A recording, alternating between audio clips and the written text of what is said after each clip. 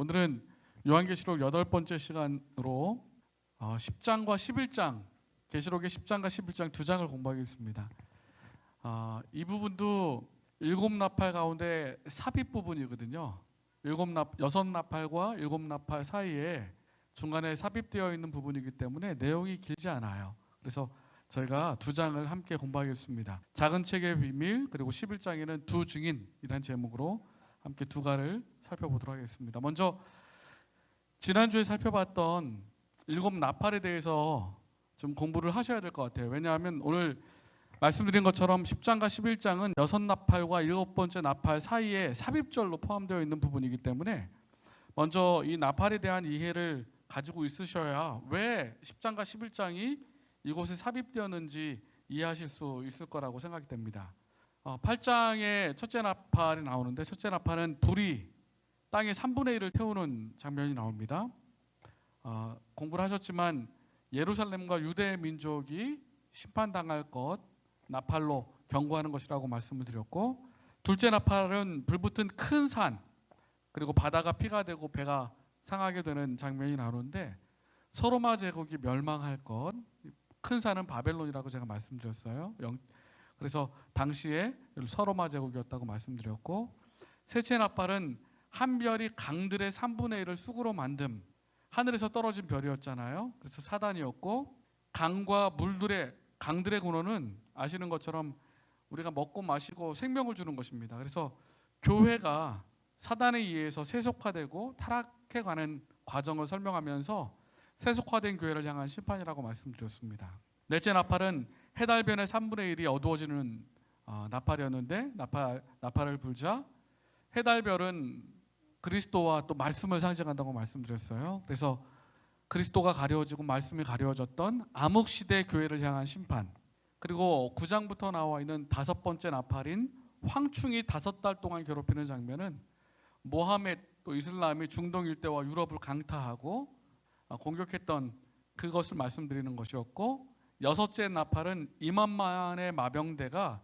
사람 3분의 1을 죽이는 것이었는데, 오스만 터키 세력이 동로마를 공격했던, 그래서 1840년까지 오스만 투르크가 존재했던 것에 대한 6번째 나팔로 경고의 기별을 주신 것이라고 말씀드렸습니다. 자, 그리고 오늘 10장과 11장이 등장하는데, 6번째 나팔의 기간이 1840년에 맞춰진다고 제가 말씀드렸어요. 그리고 요한계시록 10장은 재림운동에 관한 그 예언이에요. 그러니까 1844년에 있었던 예언이죠. 6나팔 후에 있을 일입니다. 그리고 11장에는 두 증인, 하나님의 말씀이 공격당하고 어려움을 당하는 장면이 나오는데, 오늘 공부하시겠지만 프랑스 혁명 당시에 있었던 그러한 일들이에요. 그래서 6번째 나팔이 끝나고 재림운동 시기에 어떠한 일들이 벌어지게 될지를 오늘 10장과 11장에서 설명하고 있습니다.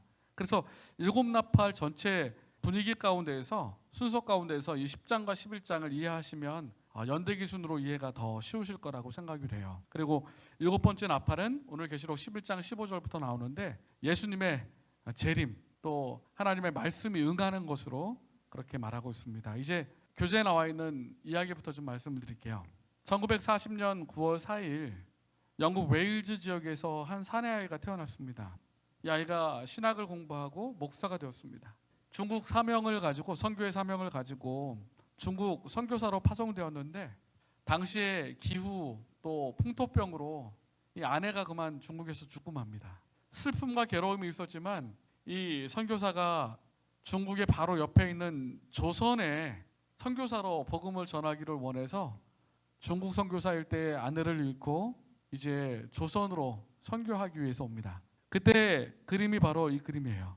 이 조선에 도착하자마자 이 선교사가 그만 죽임을 당합니다. 그 선교사가 토마스 선교사예요. 토마스 선교사인데 복음을 하나도 전하지 못하고 조선의 선교사의 꿈을 가지고 도착하자마자 순교를 당한 것입니다. 그런데 순교를 당할 때에 성경을 바로 전에 그 군졸들에게 나눠줬어요. 그 중에 이 성경을 받았던 홍신길이라는 사람이 강석교회를 세웠습니다. 평양에. 최치량이라는 사람, 이 토마스 선교사를 잡아서 죽이려 했던 그 무리 가운데 있었던 최치량이라는 사람은 평양교회를 개척하게 되었고요. 그 다음에 이 성경을 또 줬더니 성경에 종이가 있지 않습니까? 당시에 종이가 없으니까 이 종이로 벽보를 붙여가지고, 벽보가 아니라 벽지로 방에 붙여가지고 지내던 박영식이라는 사람은 이 벽지에 있는 글을 보면서 신자가 되어서 그 집이 널다리 교회가 됐어요. 우리 한국 선교회 널다리 교회 아주 유명한 교회거든요. 그리고 칼을 들고 토마스 선교사의 목을 자른 박충권이라는 사병은 나중에 평양교회 장로가 됐습니다. 교재에 이 토마스 선교사의 이야기가 나와요. 토마스 선교사의 이야기가 나오면서 이 선교사가 비록 이 땅에서 피를 흘리고 복음도 전하지 못하고 순교당했지만 그가 마지막으로 전했던 성경 하나 때문에 교회가 세워지게 되고 또 사람이 회심하게 되고 이 성경 말씀 자체가 살아서 능력이 있고 또 영향력을 발휘한다는 사실을 교재에서 가르쳐주고 있습니다. 교재에 나오는 내용입니다. 글리 박사님께서 성경은 다른 어떤 책보다 뛰어나다. 마치 강물이 한 방울의 물보다 뛰어남 같이, 태산이 한 줌의 모래보다 뛰어남 같이 성경은 순례자들의 얼굴을 시원케 하는 샘물이 되고 온 세상의 성도들이 마음의 안식을 취하는 베개가 되고 뇌의 쇠사슬을 끊어주며 고통을 죄하여 주며 죽음의 독침을 제하여 주며 무덤의 슬픔을 제하여 주며 영원하고 확실한 소망을 안겨주는 책이다. 오늘 교재의 내용이 10장은 작은 책의 비밀, 그리고 11장은 두 증인, 구약과 신약 두 증인. 오늘 10장과 11장은 특별히 성경이 주인공입니다. 요한계시록 10장과 11장이요. 그래서 오늘 토마스 선교사의 여화로 시작하게 되었습니다. 하나님의 말씀의 능력, 또 하나님의 말씀의 권위에 대해서 요한계시록 어떻게 말씀하고 있는지 오늘 살펴보도록 하겠습니다. 계시록 10장 1절부터 7절까지 보시면 이런 말씀이 있습니다. 내가 또 보니 힘센 다른 천사가 구름을 입고 하늘에서 내려오는데, 자, 그런데 모습을 잘 보세요. 그 머리 위에 무지개가 있고 얼굴은 해 같고 그 발은 불기둥 같으며, 요한계시록 1장을 공부했습니다. 무지개가 있고 얼굴은 해 같고 발은 불기둥 같은 분은 그리스도세요. 나중에 공부를 하겠지만, 그 손에 펴놓은 작은 책을 들고 오른발은 바다를 밟고 왼발은 땅을 밟고 사자에 부르짖는 것 같이 큰 소리로 외치니, 또 다른 힘센 천사가 구름을 입고 하늘에서 내려왔는데 머리에 무지개가 있고 얼굴은 해 같고 발은 불기둥 같고 작은 책을, 펼쳐진 작은 책을 들고 있고 오른발은 바다를 밟고 왼발은 땅을 밟고 사자에 부르짖는 것 같이 큰 소리로 외쳤다라고 말합니다. 잠시 뒤에 설명을 또 살펴볼게요. 외칠 때에 7 우레가 그 소리를 발하더라. 7 우레가 발할 때에 내가 기록하려고 하다가 곧 들으니 하늘에서 소리가 나서 말하기를 7 우레가 발한 것을 임봉하고 기록하지 말라 하더라. 내가 본 바 바다와 땅을 밟고 섰는 천사가 하늘을 향하여 오른손을 들고 세세토록 살아계신 자 곧 하늘과 그 가운데 있는 물건이며 땅과 그 가운데 있는 물건이며 바다와 그 가운데 있는 물건을 창조하신 이를 가리켜 맹세하여 가로되 지체하지 아니하리니. 이 천사가 말한 것입니다. 지체하지 아니하리니. 7째 천사가 소리내는 날, 그 나팔을 불게 될 때에 하나님의 비밀이 그종 선지자들에게 전하신 복음과 같이 응하리라, 이루리라. 자, 그러니까 이 천사가, 힘센 천사가 말한 핵심은 지체하지 않을 것이다.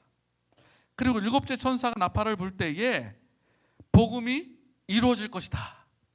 주님의 재림이 이루어질 것이다 하는 약속을 말씀하신 것입니다. 이제 몇 가지 저희가 살펴봐야 될 부분이 있는데, 힘센 천사가 누구인가? 제가 먼저 말씀드렸습니다. 머리에 무지개가 있고 얼굴은 해 같고 그 발은 불기둥 같은 강력한 천사가 내려오는데, 어떤 학자들은 가브리엘 천사처럼 이렇게 직분이 높은, 서열이 높은 천사일 거라고 얘기합니다. 그런데 요한계시록 1장과 비교해 보시면 무지개가 있고 얼굴은 해 같고 발은 불기둥 같다. 요한계시록 2장에도 두아디라 교회에 말씀하시는 분이 빛난 주석 같다라고 말하잖아요. 이분은 그리스도를 표상한 말입니다. 특별히 무지개는 신성의 표시거든요. 언약의 상징이고 하나님의 아들 그리스도임에 틀림없습니다. 그러니까 오늘 계시록 10장에 나와 있는 이 힘센 천사는 그리스도십니다. 무지개가 있는, 신성이 있는, 언약이 있는. 자, 그분께서 펼쳐놓은 작은 책을 갖고 있다라고 말합니다. 펼쳐놓은, 그죠? 이 책이 무엇인가? 아마 작은 책이니까 여러 책들 가운데 하나일 거예요, 그죠? 작은 책이라고 표현한 것을 보니까요. 어떤 책이냐 하면 계시록 10장과 12장을 대조해 보면 계시록 12장에 어떤 말씀이 있냐 하면 마지막 때까지 이 말을 간수하고 봉함하라. 계시록 말씀을 마지막 때까지 봉함하라고 말씀하셨어요. 그런데 이 힘센 천사가 작은 책을 갖고 있는데 펼쳐졌습니다. 그죠? 마지막 때라는 사실이고, 그리고 봉함된 작은 책이 펼쳐진 것이다 라고 볼 수 있는 것이에요. 그래서 요한계시록 10장과 다니엘서 12장을 비교해 보면 이 작은 책이 다니엘서, 특별히 다니엘서라는 사실을 비교해 보면 이해할 수가 있는 것입니다. 그리고 힘센 천사가 말합니다. 지체하지 아니하리니, 이렇게 말했지 않습니까? 그런데 이 지체하지 아니하리니라는 말은 헬라어로 남은 때가 없으리, 이렇게 번역되는 게 맞습니다. 남은 때가 없으리. 그런데 여기 때, 시간이라고 표현된 크로노스라는 것은요, 시간이라는 말이 크로노스, 카이로스라는 두 헬라어가 있는데, 이 크로노스는 일정 시간 동안 한 지점을 딱 지적하는 것이 아니라 일정 시간 동안 계속되는 시간을 말합니다.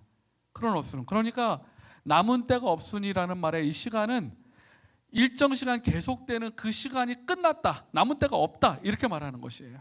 그래서 다니엘서와 연관되어 있는 때, 시간, 그리고 특별한 예언적인 기간, 일정 기간, 2300주야의 끝을 언급하는 것이라고 보는 것입니다.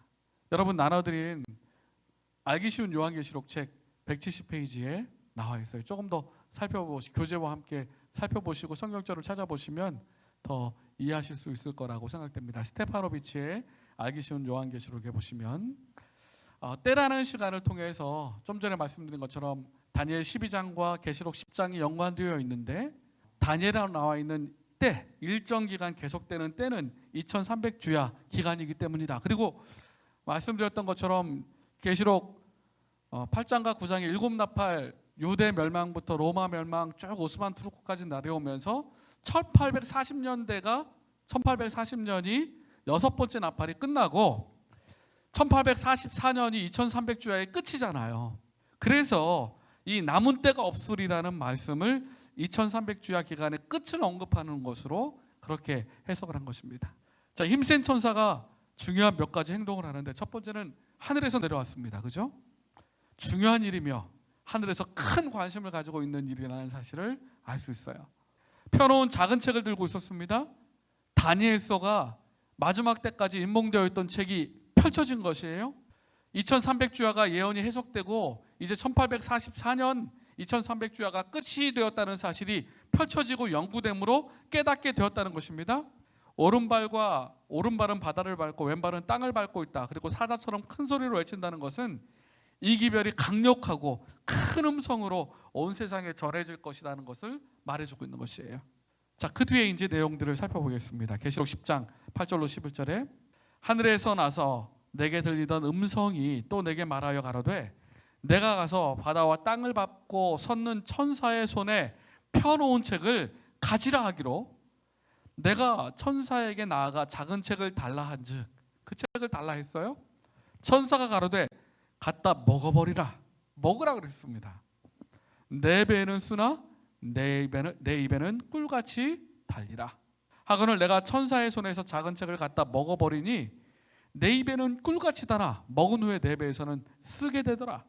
저가 내게 말하기를 내가 많은 백성과 나라와 방언과 임금에게 다시 예언하여야 하리라 하더라. 자, 여기 보시면 그 다니엘서 말씀, 펼쳐진 말씀을 받아서 먹었더니 입에는 달았는데 배에는 씁니다. 힘들었어요. 그리고 나서 그 천사가 말하기를 내가 많은 백성과 나라와 예언과 임금에게 다시 예언해야 한다, 그렇게 말했습니다. 자, 이 부분을 함께 좀 살펴보겠습니다. 먼저 먹는다, 이 두루마리 펼쳐진 책을 먹었다라고 말하잖아요. 먹으라고. 이 먹는다라는 것이 무엇인가? 에스겔서 3장 1절로 3절에 보면 그가 또 내게 이르시되 인자야 너는 받는 것을 먹으라. 너는 이 두루마기를 먹고 가서 이스라엘 족속에게 고하라. 두루마기를 먹는 건 하나님의 말씀을 이해하고 해석하고 깨닫는 것입니다. 그리고 4절에 보시면 그 말을 고하라, 가르쳐라 그렇게 말하고 있거든요. 그러니까 두루마기를 먹는다는 것은 이 말씀을 이해하고 해석한다는 뜻이에요. 그죠? 에스겔 3장 1절로 3절에 있는 말씀을 통해서 우리가 이해할 수 있습니다. 그러니까 이 펼쳐진 색 마지막 때까지 인봉되어 있던 다니엘서를 너가 깨닫고 이해하라 그 말이에요. 그래서 깨닫고 이해했습니다.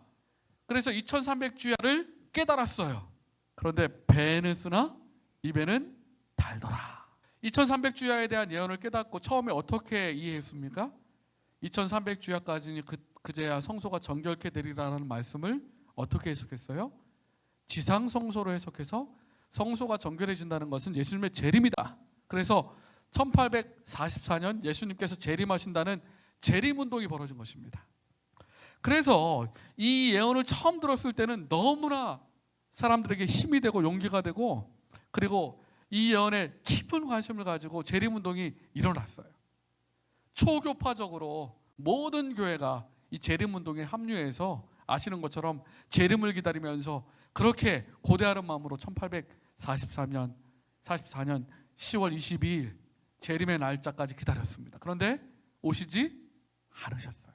대실망을 경험합니다. 대실망. 그러니까 이 말씀을 입에는 달지만 이 다니엘서 펼쳐진 책을 먹으니까, 깨닫고 해석하니까 입에는 달지만 배에는 쓴 고통을 경험하게 될 것이다 예언되어 있는 것입니다. 그러니까 이 1844년 재림운동이 실패로 끝날 것임이 예언되어 있는 것이에요. 예언되어 있는 것이에요. 그죠? 그리고 그 뒤에 우리가 다니엘서 8장 공부할 때 이 도표 여러분 다 기억하실 거예요. 2300주야까지는 그때 성소가 정결하게 함을 입으리라. 예루살렘을 중건하라는 영이 날 때부터, 그래서 중건영이 난 때는 BC 457년이었고 우리 작년에 다니엘을 공부했잖아요. 다시 한번 복습을 해보시면 전체는 살펴볼 수 없습니다. 이 도표 하나만 살펴봐도 저희가 1시간을 살펴봐야 되기 때문에 2300주야만 BC 457년부터 2300주야, 우리 아시는 것처럼 하루를 1년으로 계산하는 연일 원칙에 의해서 2300주야를 2300년으로 계산하면 1844년이 됩니다. 그죠? 그래서 윌리엄 밀러가 1844년 성소가 정결케 되는 것이 재림이라고 생각하고 그렇게 재림운동이 일어났던 것이에요. 대실망을 경험했죠. 강력한 재림운동이 1830년부터 40년대 초까지 다니엘서를 연구한 결과로 일어납니다. 여러분 아시는 것처럼 윌리엄 밀러가 다니엘 8장의 2300주야 예언을 깊이 연구해서 성소가 정결케 되는 것을 예수님의 재림 1844년 있을 것이라고 확신하고 기별을 전했어요. 그러나 대실망을 경험했습니다. 그리고 오늘 본문에 보시면 힘센 천사가 뭐라고 말하냐면 다시 예언하여야 하리라. 많은 사람들이 떠났습니다. 많은 사람이 이 대실망 후에 떠났지만 일단의 사람들이 성경을 연구하기 시작합니다. 2300주야 예언이 1844년 끝나는 것이 틀림없지만 성소의 정결이 이 세상의 정결, 재림이 아니라 하늘 성소의 정결, 그리스도께서 지성소에 들어갔다는 사실을 성경 연구를 통해서 깨닫게 된 것이에요. 다시 예언을 해석한 것입니다. 그래서 오늘 본문의 예언의 말씀은 성소의 진리를 통해서 다시 한번 세상을 향하여 다시 예언하여야 하리라 라고 말씀하신 것이에요. 그러니까 오늘 계시록 10장에는 1840년 이후 펼쳐진 작은 책을 통해서 다니엘서를 연구하고 재림운동이 일어나고 입에는 달지만 배에서 쓴 대실망을 경험할 것이지만 그것을 극복하고 다시 예언하여야 하리라. 하늘 지성소가 정결케 되는 사실이라는 사실을 깨닫고 다시 예언하여야 할 것이다 라는 말씀으로 이 10장이 마무리됩니다. 그리고 11장은 두 증인에 대해서 나오는데요. 11장 1절에 보시면 또 내게 지팡이 같은 갈대를 주며 말하기를 일어나서 하나님의 성전과 제단과 그 안에서 경배하는 자들을 청량하되 이렇게 말합니다. 청량하는 것 두 가지 의미가 있어요. 청량은 유심히 살펴보는 거잖아요. 재고, 자로 재고. 이 청량하는 것은 연구하고 깊이 깨닫는 것을 말합니다. 첫 번째는. 그래서 성전을 또 제단을 청량한다는 것은 성소에 관한 문제를 깊이 연구하는 것을 의미하고요. 두 번째로 청량한다는 것은 상징적으로 에스겔 40장과 스가랴 2장을 보면 하나님의 백성을 또 교회를 회복하고 보존하는 의미를 갖고 있습니다. 왜냐하면 청량하고 잰 다음에 보수하고 보존하고 회복하는 것처럼 이 회복과 보존의 의미를 가지고 있는 것이에요. 계시록 11장 1절에 하나님의 성전과 제단과 그 안에서 경배하는 자들을 먼저 청량한다라고 말씀하셨습니다. 하늘 성전을 청량한다는 것은 하늘 성소를 회복하는 것을 의미하고 또 그 안에 있는 백성들, 본문에 보시면 그 안에서 경배하는 자들을 청량한다고 말했는데 하나님의 백성들을 회복시키시고 인치시는 작업이 벌어지는 것을 말하고 있는 것이에요. 즉 다시 말씀드리면 이 마지막 두 증인의 핵심적인 기별은 하늘 성소가 회복되고 청량하고 또 그 안에 백성들, 하나님의 백성들이 회복되고 인치는 사업이 벌어지고 있다는 사실을 말하는 것입니다. 그러니까 대실망 이후에 하늘 성소가 회복되고 그리고 그 기간에 하나님의 백성들의 인치는 사업이 이루어지고 있다는 사실을 말하고 있는 것이에요. 자, 그런데 2절에는 성전 밖 마당은 청량하지 말고 그냥 두라. 성전 밖 마당은 청량하지 않아요. 이것을 이방인에게 주었은즉 저희가 거룩한 성을 42달 동안 짓밟으리라. 여러분 아시는 것처럼 성전 밖 마당은 이방인의 뜰이었습니다. 이방인들은 여기까지만 들어올 수 있었고 성전 안에 들어올 수 없었어요. 따라서 이 기간 동안 이방인들은 심판하지도 말고 인치지도 말고 그냥 두라는 말씀으로 이해할 수 있는 것입니다. 재림전 심판은 특별히 하나님의 백성들을 위한 것이에요. 먼저 하나님의 백성들, 그들을 인치고 또 그들을 회복하는 것입니다. 자, 그런데 42달이라는 개념이 여기 등장합니다. 11장 2절에 거룩한 성을 42달 동안 짓밟으리라. 42달이라는 표현이 계시록과 다니엘에 등장하는데요. 다니엘 7장에는 한때와 두때와 반때가 등장합니다. 제가 밑에 한때는 12달, 1년이거든요. 한때, 원이어예요. 한 1년, 12달 30일, 360일. 또 두때는 두 해를 의미합니다. 24달 30일, 720일. 또 반때는 반년이죠. 6달 30일, 180일에서 총 1260일이고 42달도 같은 기간이에요. 30일씩 42달 계산하시면 1260일이 됩니다. 그리고 예언상 하루는 1년이라는 민수기 14장 34절과 에스겔 4장 6절 연일 원칙에 의해서 1260일은 1260년이 되는 거예요. 그래서 한때와 두때와 반때 1260일 42달 다 동일한 기간이에요. 동일한 기간 1260년인데 여러분 1260년은 다니엘서를 공부하셨으면 다 아십니다. 다니엘서 AD 538년에 교황이 최상권을 누리기 시작한 해가 538년이죠. 동고투가 멸망하고 그리고 그 뒤로부터 AD 1798년 프랑스 혁명에 의해서 베르티에 장군에 의해서 피우스 6세가 감옥에서 옥사할 때까지 교황권이 최상권을 이제 멸망할 때까지 맞춰지게 될 때까지 1798년이고 이 기간을 계산해 봤더니 1260년이에요. 하나님의 백성들을 괴롭히고 하나님의 성소를 오늘 본문에 나오죠. 예루살렘 성을 괴롭히고 했던 기간이 42달 동안이다. 그렇게 말하고 있는 것입니다. 존 칼빈 이 장로교의 창시자예요. 나는 교황이 그리스도의 대리자라는 사실을 부인한다. 그는 적그리스도다. 나는 그가 교회의 머리라는 사실을 부인한다. 초대 종교개혁자들은 다니엘서 나와 있는 이 작은 뿔 적그리스도가 교황이라고 말합니다. 이렇게 이해했어요. AD 538년부터 1798년까지 성도를 괴롭혔던 기간. 요한 웨슬레, 감리교회 창시했던 웨슬레도 마찬가지입니다. 로마 교황권이 바로 죄의 사람이라는 사실을 강조하는 바이다. 존 낙스, 스코틀랜드의 종교개혁자죠. 수세대를 걸쳐서 교회 위에 군림해온 교황권이 바로 바울이 말한 적그리스도요 멸망의 아들이다. 그러니까 42달 동안 하나님의 백성들을 괴롭힌 그 역사를 이렇게 해석하는 것입니다. 자, 이제 계시록 11장 3절로 4절에 내가 나의 두 증인에게 권세를 주리니 저희가 굵은 베옷을 입고 1260일을 예언하리라. 여기 또 똑같이 42달의 기간이에요. 1260일 똑같은 기간이라고 말씀드렸어요. 교환권이 최상권을 유지하던 538년부터 1798년이 있고, 이 기간에는 하나님의 백성들을 핍박하고 말씀을 보지 못하게 했어요. 그래서 이 두 증인은 성경이거든요. 하나님의 말씀. 굵은 베옷을 입고 예언하리라. 이 기간 동안 하나님의 말씀이 핍박당하고 또 하나님의 백성들이 괴로움을 당할 것이 예언되어 있는 것입니다. 1260일을 예언하리라. 이는 이 땅에 주 앞에 섰는 두 감람나무와 두 촛대니. 자, 이 두 증인이 두 감람나무와 두 촛대라고 말합니다. 자, 이제 이 증인이 누구인지 또 감람나무가 또 촛대가 무엇인지를 좀 먼저 살펴봐야 되는데, 굵은 베옷을 입었다는 것은 장례식 때 입는 옷이잖아요. 슬플 때 슬픔과 회개를 상징하는 거죠. 표상하는 거죠.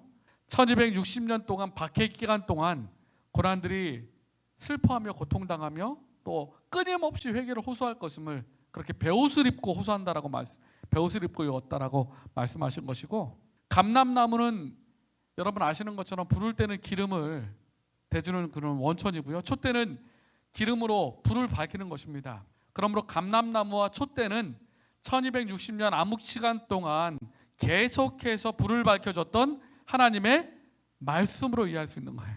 이 감람나무가 누구다, 뭐 어떤 사람은 자기가 바로 감람나무다, 자기가 촛대다 이렇게 얘기하는 사람이 있는데, 이 11장에 나와 있는 두 감람나무와 두 촛대는 시편 119편 105편의 말씀 105절의 말씀처럼 주의 말씀은 내 발의 등이요 내 길에 빛이니 다 말씀하신 것처럼 길을 밝혀주는 빛, 하나님의 말씀을 의미하는 것입니다. 그러므로 두 증인은 사람이 아니라 성경 말씀, 구약 성경과 신약 성경이라고 보는 것이 올바른 해석이에요.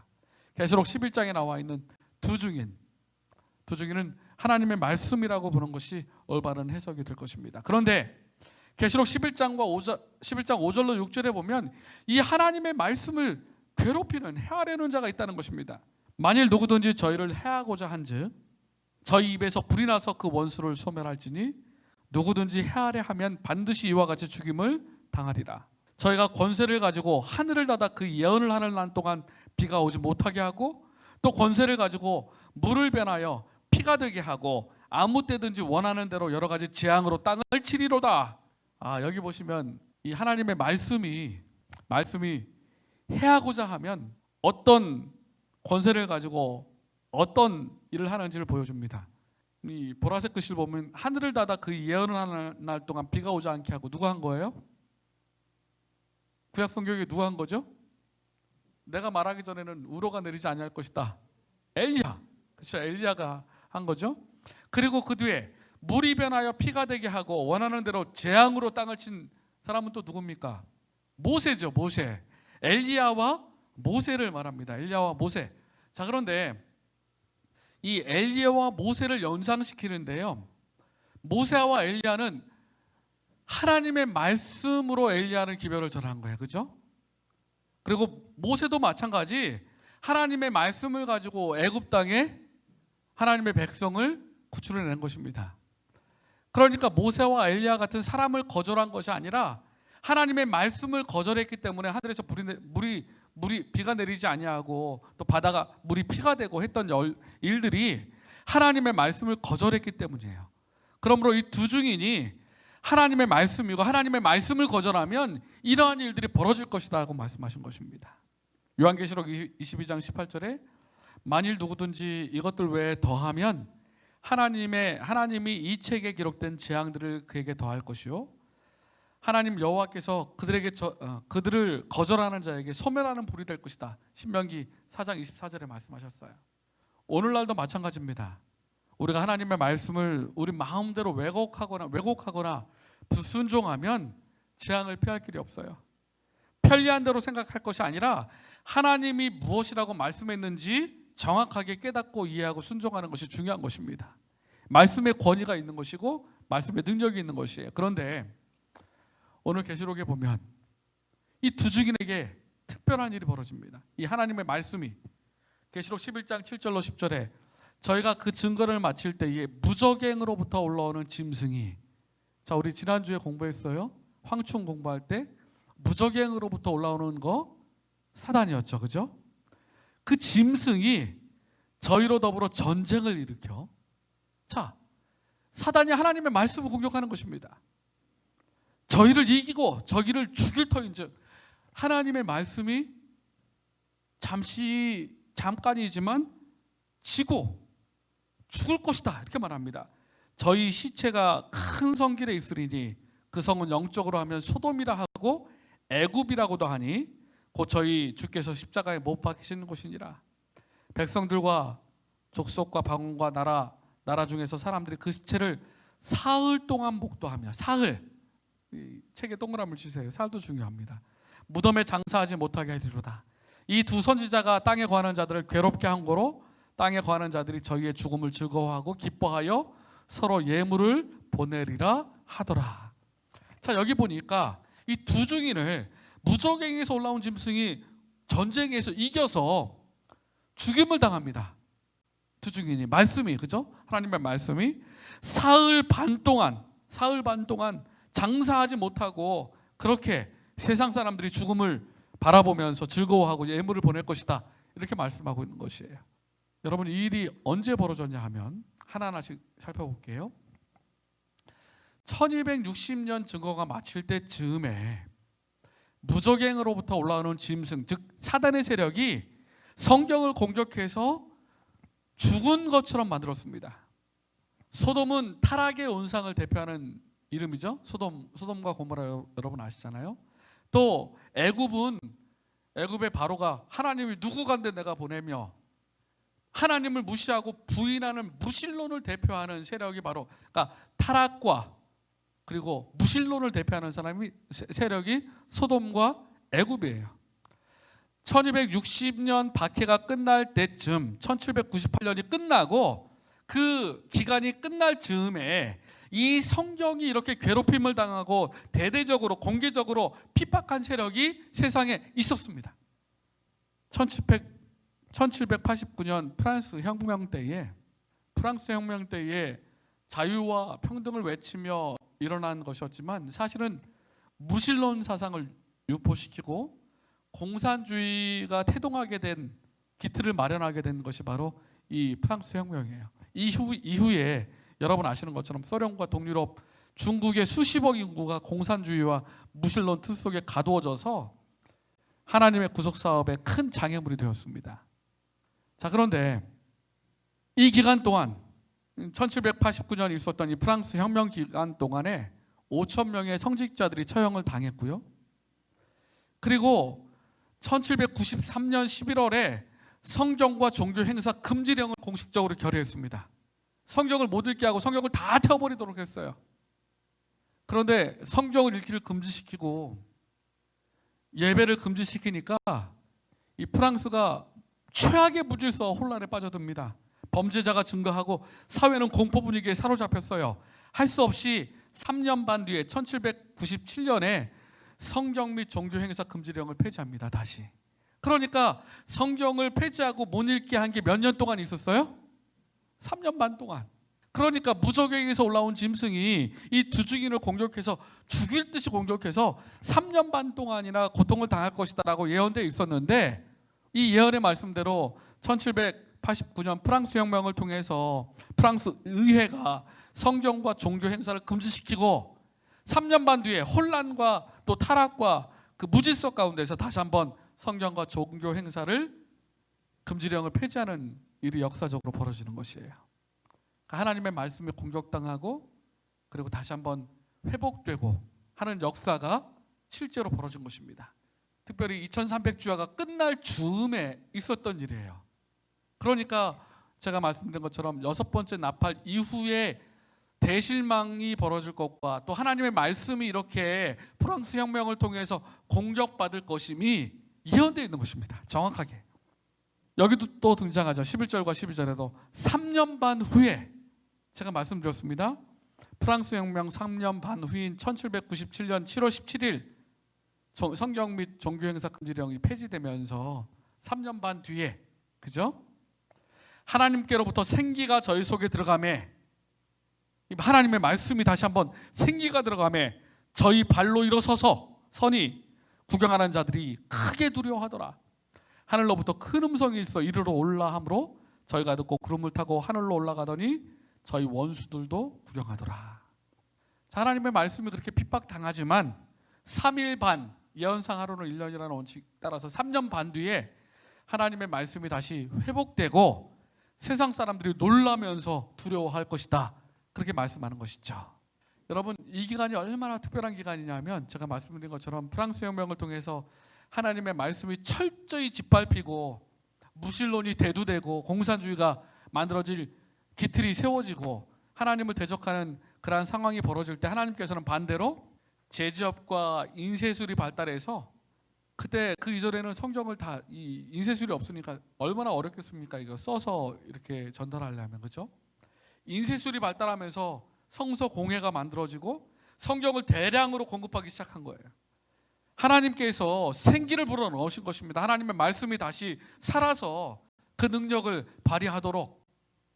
그래서 그 기간 동안 이 제지업과 인쇄술의 발달로 성경이 대량으로 보급되고 위대한 선교의 시대가 벌어지게 될 것이며, 이 성경이 핍박받은 이후에 이러한 일들이 벌어지게 될 것이 예언되어 있는 것이죠. 그리고 두 증인을 죽이려 했던 곳과 사람들은 어떤 피해를 당했냐면, 계시록 11장 13절에 그 시에 큰 지진이 나서 성 10분의 1이 무너지고 지진에 죽은 사람이 7천이라 이 남은 자들이 두려워하여 영광을 하늘의 하나님께 돌리더라. 하나님의 말씀인 성경은 하나님께서 직접 생기를 주셔서 부활했지만, 성경을 박해한 프랑스는 영적인 지진을 경험했어요. 피폐해지고 엄청난 무너짐을 경험했습니다. 하나님의 말씀을 읽지 못하게 했더니 무질서가 팽배하고 사회가 정말 두렵고 공포스러운 사회가 됐어요. 그리고 그 기간 동안 성직자와 많은 사람들이 죽임을 당했는데, 성의 10분의 1이라는 것은 유럽의 10나라 가운데, 우리 10발가락 다니엘 배웠잖아요. 10나라 가운데 하나인 프랑스를 지칭하는 것일 것이고, 죽은 사람이 7천이라는 것은 이 혁명 기간 동안 죽음을 당한 사람들의 상징적인 수일 것이다라고 이해합니다. 이런 격변을 겪고서 사람들이 비로소 하나님의 말씀을 찾기 시작했고, 하나님 없이 벌어지는 참담한 결과들을 바라보면서 하나님을 두려워하고 하나님께 영광을 돌리기 시작한 것이에요. 역사적인 일들이 이 계시록 10장과 11장에 예언되어 있는 것입니다. 자, 이때 계시록 11장 14절로 18절, 둘째 화는 지나갔으나 보라 셋째 화가 이르는도다. 우리 일곱 나팔 공부할 때 세 화 말씀드렸잖아요. 다섯째, 여섯째, 일곱째 나팔이 이 세 화다라고 말씀드렸고, 둘째 화는 지나갔으니, 여섯째 나팔 지나갔으니 셋째 화가 이르는도다. 셋째 나팔이 이제 이르는데요, 일곱째 나팔의 천사가, 일곱째 천사가 나팔을 불매 하늘에서 큰 음성들이 나서 가로되 세상 나라가 우리 주와 그리스도의 나라가 되어 그가 세세토록 왕노릇 하시리로다. 일곱째 나팔은 예수님께서 재림하시는 것. 자, 지금 저희가 계시록 10장과 11장을 통해서 대실망이 있을 것, 그죠? 1840년대에, 그리고 2300주야가 끝날 무렵에 하나님의 말씀이 프랑스 혁명을 통해서 공격받을 것이 10장과 11장에 예언되어 있고, 그 다음에는 이제 마지막 일곱 번째가 나팔을 불 때 그리스도께서 왕이 되시는, 재림하시는 그 일이 벌어지게 될 것이다 라고 말씀하시면서 마지막 때의 심판의 모습을 대략으로 이렇게 설명하십니다. 계속 읽겠습니다. 하나님 앞에 자기 보좌에 앉은 24장로들이 엎드려 얼굴을 대고 하나님께 경배하여 가로되 감사옵나니 옛적부터 계셨고 시방도 계신 주 하나님 곧 전능하신 이여 친히 큰 권능을 잡으시고 왕노릇 하시도다. 재림하실 때 24장로들이 하나님께 경배하고 찬양하는 모습입니다. 이방들이 분노하매 주의 진노가 임하여 죽은 자들을 심판하시며 종 선지자들과 성도들과 또 물온대소하고 주의 이름을 경외하는 자들에게 상 주시며 또 땅을 망하게 하는 자들을 멸망시키실 때로 소이다 하더라. 자, 이 말씀을 살펴보시면 셋째와 일곱 번째 나팔이 세상 역사의 끝임을 알 수 있습니다. 그죠? 그리스도께서 왕이 되시는 재림하시는 시간이고 24장로의 찬양이 시작되는 장면이 나와요. 그리고 이 구절은 예수님께서 다시 오실 때에 마지막 때에 심판의 때에 일어날 일들을 요약해서 보여줍니다. 마지막 이방이 분노할 거예요. 그죠? 재림 직전에. 그리고 세계적인 분노와 핍박이 성도들에게 쏟아질 것입니다. 은혜 시기가 끝나고 일곱 지향이 계시록 15장 16장에 나와 있는 일곱 지향이 부어지게 될 것이에요. 그리고 하나님께서 그리스도께서 재림하실 때에 구원받지 못하고 죽은 자들은 심판을 받게 될 것이고, 그리고 선지자들과 성도들과 주의 이름을 경외하는 자들은 영원한 상급을 받게 될 것입니다. 그렇게 재림의 때에 이루어질 일들을 요약적으로 대략적으로 보여주고 있는 것이에요. 심판과 또 상급. 자, 이제 계시록 11장의 마지막 부분입니다. 이에 하늘에 있는 하늘의 성전이 열리니. 자, 이제 이 예언을 정리하는 거예요. 정리하면서 봤더니 하늘의 성전이 열렸어요. 성전 안에 하나님의 뭐가 있었습니까? 언약궤가 보이며 또 번개와 음성들과 뇌성과 지진과 큰 우박들이 있더라. 자, 이제 계시록 10장과 11장에 보면 마지막 때에 2300주야 이후에 어떠한 일이 벌어질 것인지가 예언되어 있습니다.